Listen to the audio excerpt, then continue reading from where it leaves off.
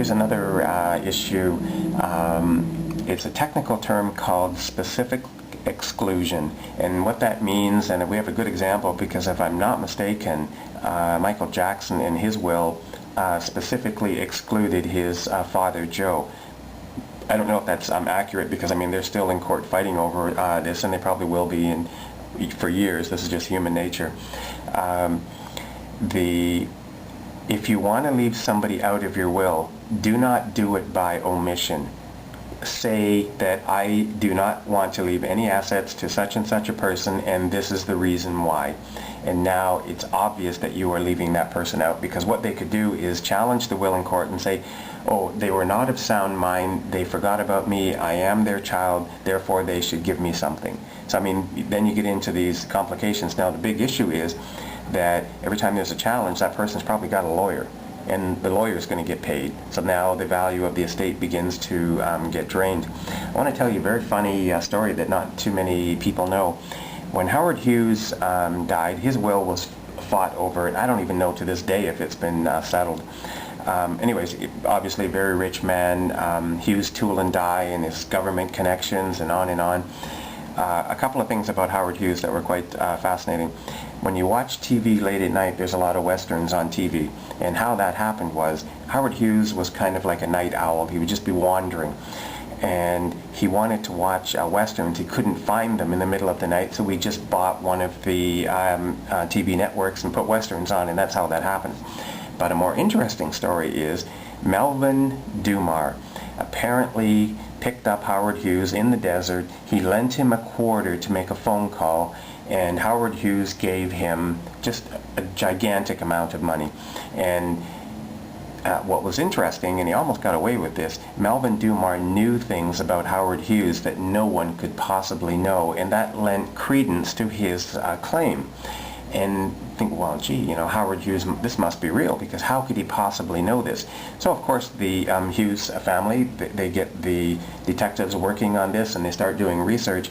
It turns out that Melvin Dummar, one of his relatives, was a maid working for Howard Hughes and kept a diary, and Melvin Dummar had the diary, and that's how we knew all those idiosyncrasies that the average person would not know. So wherever you are, Melvin Dummar, pretty good scam, almost got away with it, but not quite. Simple comment on data collection is the more the better. Whatever you think might be important, keep it in your estate documents. I mean, you don't want your will to be 900 pages long, but you want to have all supporting documents so that there's no question what bank account you have, who owes, debts, on and on, life insurance. Oh, I leave my life insurance to Sally. Well, great. There's like 150 companies. Which one do you think I should call first? So how about the policy number and the name, phone number, email of Sally? So just keep everything. The more detail, the better. There's not going to be any headache. You don't want people trying to figure things out when they're not functioning properly. They're probably going through some bereavement, and the last thing you want to do is go, oh my Lord, what are we going to do? Where are all the documents? If there are tax returns haven't been filed, document that. Try to let the administrator know where are those papers, so they can try to help resolve a lot of that stuff, because the more time that somebody spends organizing your estate, they have to be paid, and that's going to reduce what's left of your estate at the end of the day. A couple of funny things. Funeral. Some people, and I've read when I was doing the CFP course, somebody wants a certain kind of funeral. This is becoming big business now. People have finally gotten to the point where they say, you know what, instead of just crying and weeping, let's celebrate the person's life. I don't know how many people have lived on this planet. Maybe it's 10 or 12 billion since the beginning of humans on Earth. No one has got to stay longer than was their destiny. So, you know, this is the way it is. So whatever you can do that makes your life unique, what you accomplish, what you do. So this is a thing that's evolving, where a funeral is becoming, in a way, a celebration of what the person did in their life. So it's becoming a pretty big business as people are planning these items. Someone may say, I want a very simple funeral.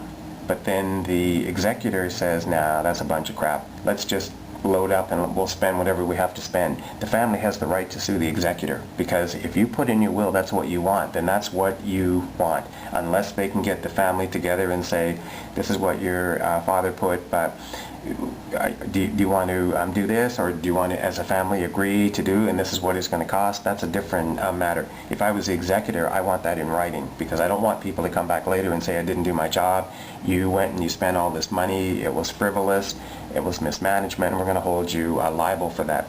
As another consequence, by the way, I think I did mention, but just in case I neglected to, if the executor begins to distribute estate assets before getting a release letter from Revenue Canada or Canadian Revenue Tax Agency, they can be held liable for that. So I mean, these are important issues. There's a lot of liability that rests with the executor. So the more information that they have, it's going to be a whole lot better in terms of family planning. I alluded to this kind of quickly before. When you do an estate, you can decide to transfer assets before or after you pass away. I clearly think it's better to transfer assets after you're gone, for the obvious reason that people will be nicer to you until you're gone. Be cautious about, the husband comes home to the wife and he said, honey, I love you and the kids so much that if something happens to me, there's $500,000 cash, tax-free, waiting for you. And the wife goes, how much? So after that, watch your food. You sort of get the joke of the whole thing. There's a kind of an ongoing dispute about the parents get sent to old age homes in Canada, and of course the kids hardly ever visit because they're busy with their lives. But now with the internet, the parents, they're chatting and they're online more and they're making friends and having so many interesting things to do. They could be doing all kinds of research on family history. It's really, the internet's quite a fascinating thing. So the child shows up, hasn't been to see the parent for 3 months, rarely calls, and they come in and thinking that they're doing the parent a favor by coming to visit, and the father said, son, I'm sorry, I can't talk to you now, just come back another time, I'm talking to my chat mate. But maybe there's a little bit deeper analogy in that little story. And there's another one about the internet that's quite fascinating.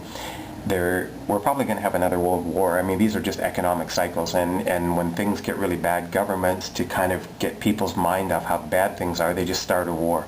It's happened for thousands of years. So people go to war, and there two groups are fighting, and one guy looks, and he's got another guy in his sight, and he's going to think, oh God, I got to kill the enemy.